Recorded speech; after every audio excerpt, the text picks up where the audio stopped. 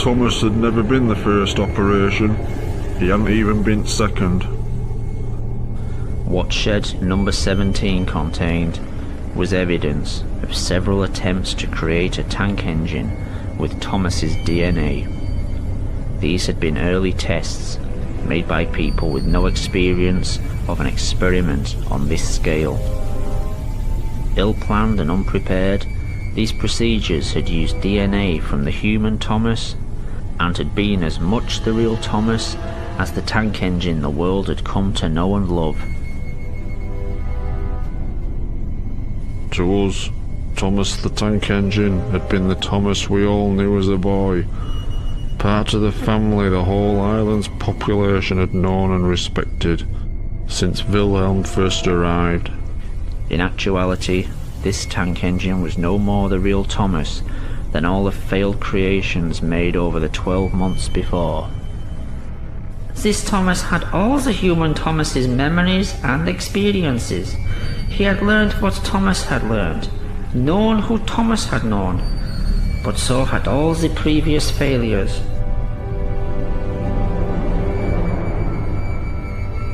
Wilhelm and Hans Goetze had to learn through trial and error how to bring their Thomas back from the dead.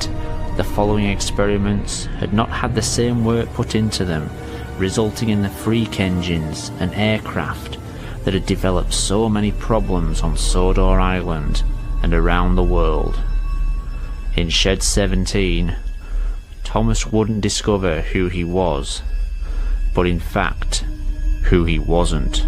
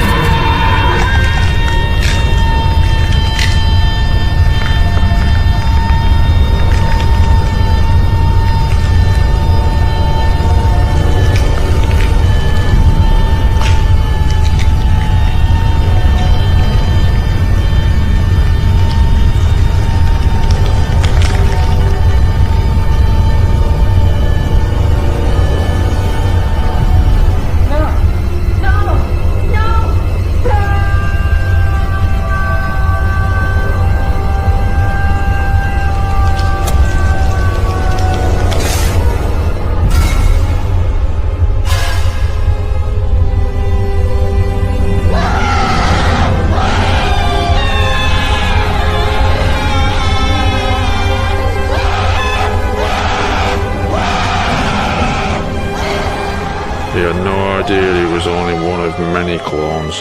None of us did. But I guess as time passed, we stopped asking all the questions we had at first. We were just glad our friend was back with us. He could work for us. He became our servant in a way. Someone who drew in the crowds, helped create jobs, was eager to work. Thomas always thought of us as his friends. Sadly, over time we came to think of him as just really useful.